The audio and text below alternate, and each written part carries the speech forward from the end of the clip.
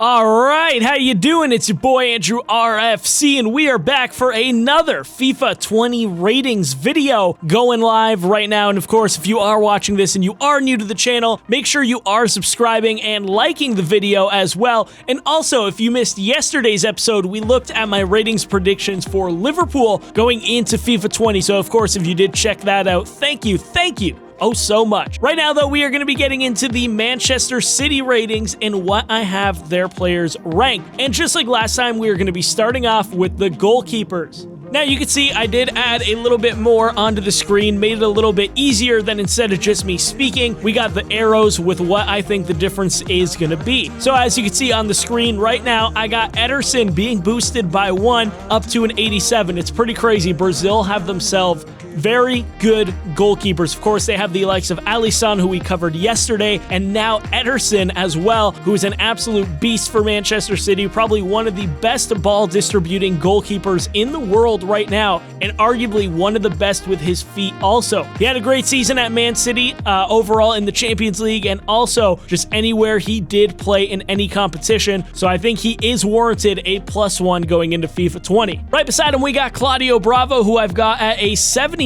keeping him the same rating. You know, again, I said it just like yesterday with Adrian. I think he is a very good goalkeeper and just a good backup keeper, and is going to keep doing that same thing that he's been doing at City for a while. All right, now we got the first batch of defenders. Here's the thing. Manchester City's got a lot of defenders, so don't you worry, this isn't the only ones. There's a little bit more after that. But let's start off right away with Aymeric Laporte. What a season he ended up having, also picking up a team of the season going in and FIFA 19. So I got him being boosted by 1 to an 85, taking over Kompany's old rating as well. Probably going to be the highest rated defender on Manchester City for FIFA 20.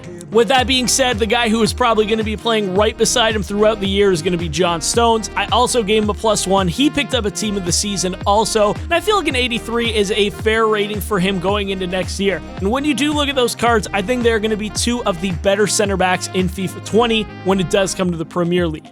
We got the right back, Kyle Walker, and I got him staying at an 84. I know he didn't have a crazy year like he did the previous year, back, I believe, on FIFA 18. But FIFA 19 was a little bit more quiet just overall for Kyle Walker, but you cannot take anything away from him. He is one of the best right backs when he is on his game. I see him at an 84. I wouldn't be too surprised if EA do drop him to an 83, but that would be the lowest I would put him. But in my opinion, I think he still deserves that 84 rating. Now, it is kind of hard because you can make the argument, would you rather have him or Trent Alexander-Arnold on the top of their game? But let me know down in the comment section what you think, of course. Up next, we got the young Ukrainian left back, and that is none other than Zinchenko, and we have him going up 5 ratings. That's right, last FIFA, the guy was only a 71 rated silver, and I got him going up to a 76 rated gold. I think he is pretty decent. He actually might get some playing time depending on the health of Mendy, as well as the other left back, which we're going to be getting to in just a little bit, depending on how they do. So I think Zinchenko will at least be getting a gold card, and I think a 76 is fair. I don't think he's going to be a 75. I think he's going to be a little bit over that gold card. Last but not least, for the first batch of defenders on Manchester City is none other than Nicolas Otamendi. It's pretty crazy to see. A couple years ago, this guy was the #1 defender on this team, maybe other than Kompany again, but over the last year or so, he's really faded off, and I still felt last year an 86 was very high for Otamendi, so I feel like he does need to be knocked down. I don't think he's better than John Stones, and that's why I've dropped him 3 ratings down all the way to an 83, just like Stones. I know that makes them the same overall, but I don't think Otamendi's going to go down by 4 or 5. I feel like an 83 is a fair rating for him, where he's still going to be decent enough to use in-game and for everything else, but he is going to be slowly falling down the pecking order at Man City. All right, we got the second batch of defenders for Man City, and you get to see there's 4 on the screen, with 2 of them being ones to watches. We're going to start off with Angelino, who is coming over from the Dutch League and PSV. He had a silver card to start the year on FIFA 19. Then he got boosted to a 77 and got a team of the season a little bit later on. So I see him getting a bump by 1 up to about 78 rating. And again, it's going to be pretty cool to see the comparison of who does get the left back start for Man Man City because they also have another one in Benjamin Mendy. Now we know Pep has made comments about Mendy needing to spend less time on social media and also focus a little bit more on the game. And of course, we know he has had a lot of injury problems as well. But when Mendy is healthy, he is a very decent left back. I do have him dropping by 1 due to the injuries though. It's going to be something though this year interesting to track is who is going to be the left back between Zinchenko, Angelino, and Mendy as well. All I think are going to be pretty decent cards coming into FIFA 20, but I still think Mendy is going to get that little bit of an edge because I don't see him dropping down by too much. Up next, we got Mangala. This was a guy that came from Porto who was very promising to be the next big French center back, and well, it's been everything but that. I got to drop Mangala by 2. He hasn't really done anything in the past couple years. I think to warrant a high rating, I think he stays as a gold card, and I still think 75 is a little bit fair. I wouldn't be surprised if it's only by 1 to about a 76 also. And last but not least is the man who just had his transfer done at the time of recording this, basically a few hours ago. That is none other than João Cancelo. I absolutely love João Cancelo. I think he is a phenomenal player. How Manchester City was able to finesse Juventus and get them to take Danilo and bring in Cancelo is an absolute crime. Now, here's my opinion. João Cancelo should be getting a +1. He was absolutely insane for Juve last year, especially during the first half of the season. He had the most take-ons by defenders as well and was one of the best attacking wingbacks in the league also. So I feel like him and Kyle Walker both at an 84 should be fair. Again, Walker keeping his same rating and Cancelo going up by 1. And I think that an 84 is warranted considering all the special cards Cancelo got and also his team of the season at the end of the year.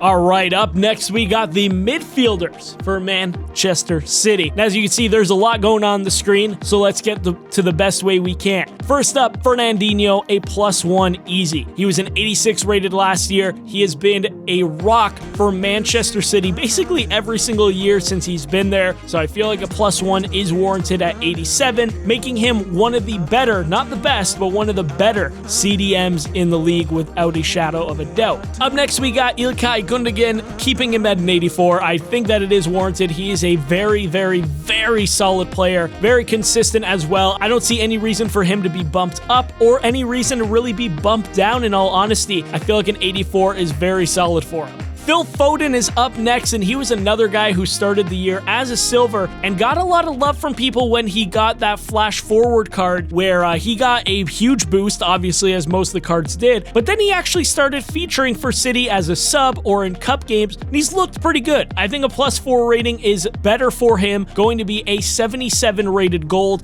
probably a non-rare as well, but I think he's going to be a decent card for starter squads as well. All right, coming up next, we got Kevin De Bruyne, and it seems like a crime, but I am going to be dropping him by 1 rating down to a 90. I still think De Bruyne, when he is healthy and at the top of his game, is arguably one of the best players in the league, but it's exactly that. He was injured last year. When he came back, he got hurt again, and he ended up getting replaced in the squad. And again, that is not saying he is a bad player, but I feel like those injuries might just knock his rating by 1. But here's the thing, if he gets playing time, which guess what, he is going to in some way, shape, or form, he is going to be getting informs. He is going to be bouncing right back to that 91 within no time, so I wouldn't freak out too much over a -1. Up next, we got another ones to watch card that I did put in my ones to watch squad, which you can go check out that video as well. We have none other than Rodri. Now, Rodri, coming over from Atletico Madrid, had a great year, also picked up a team of the season. I gave him a +1 rating up to an 83. Feel like he is going to be a very balanced card. It also might be a bit of a good option to pick up as a ones to watch as the year does go on. Up next, we got one of my absolute favorite players in all of football right now, and that is none other than Bernard Silva. Now, in my opinion, Bernard Silva was the 3rd best player in the Premier League last year, only behind Virgil van Dijk and Raheem Sterling. I know that might be controversial because people might think Mane or Salah was better, but when you just watch Bernard Silva play, it is absolute magic. The kid can do everything from ball control to passing to shooting to dribbling to running. He does it all, and the kid has basically a motor strapped to him because he never stops doing anything. With that being said, I think he gets a dramatic upgrade and also a position change as well. That's going to be the complicated thing with this card. He plays both at the right wing as well as the center mid position, but nonetheless, regarding which position he gets, I think he has to be a minimum of an 88 88 rating going into next FIFA. Up next, we have the wonderful David Silva. It was announced that at the end of this year, he is going to be leaving Manchester City, and I got him staying at the exact same rating of 89. He had another good year last year. It seems like he always kind of quietly shows up, does his job, does it phenomenally, but that's why we have him staying at the exact same rating. And again, this is going to be his last Manchester City card, so it's going to be pretty nostalgic at the end of the year. All right, last but not least, we got the forwards for Manchester City. Started this thing off right away. Gabriel Jesus staying at an 83. I wouldn't be too shocked if they drop him to an 82, but I don't see EA doing it, and I don't really think he deserves to have it, but again, I won't be too surprised. Now in the bottom left corner, you're going to notice we got Leroy Sané with a ones to watch for Bayern Munich. Those rumors have been going on forever. Now, at the time of me recording this, the deadline day is not over. Those rumors are still out there, so we don't know if Leroy Sané is even going to be on Man City. But if he is, I do have him still there with a +1 rating. If he does leave, I think he's going to get a ones to watch easily at Bayern Munich, and I think he's going to pick up a lot of informs over there. The main man, Sergio Aguero, over in the middle. The striker, the absolute sniper as well. A +1 rating, I think, is warranted. This guy has started the year with an 89 rated card, I think the last 3 or 4 FIFAs, and it's criminal to me that he has never gotten a base card of 90 or higher. I think this is the year that you have to give Aguero a 90 rated card to start the year. Now, in yesterday's video for Liverpool, I alluded to Mo Salah possibly being the best right winger in the league and in the game for FIFA 20, but I also got him tied up with Raheem Sterling, of course, the young player of the year, and in my opinion, again, the second best player in the Premier League last year. I got him bumped up from 2 up to an 89. Pretty crazy. He started the year in FIFA 19 with like an 83 or 84 rated card, got boosted to an 87, and here we are talking about him being an 89 rated. Raheem Sterling's got it all. I think he's a phenomenal player, and I think it's an easy +2 rating to bump him up to one of the highest rated cards in the Prem. Last but not least is none other than Riyad Mahrez. Now, I did drop Mahrez by 1 just because his play time did decrease thanks to the play of the likes of Bernard Silva, Sané, and Sterling, all having phenomenal seasons. And again, that is not saying that Mahrez is a bad player. I just feel like a -1 is warranted because of his play time. 85 might be a little bit too high, but still, 84 is a very solid rating. All right, and that is your Manchester City ratings, at least in my opinion, going into FIFA 20. Let me know who you want to see next down in the comment section below, and also make sure you are subscribing if you are new and leaving a like if you do agree with this video. Also, let me know your opinions down in the comment section. Make sure you do stay around because more content is coming soon. It's been your boy Andrew RFC. Peace.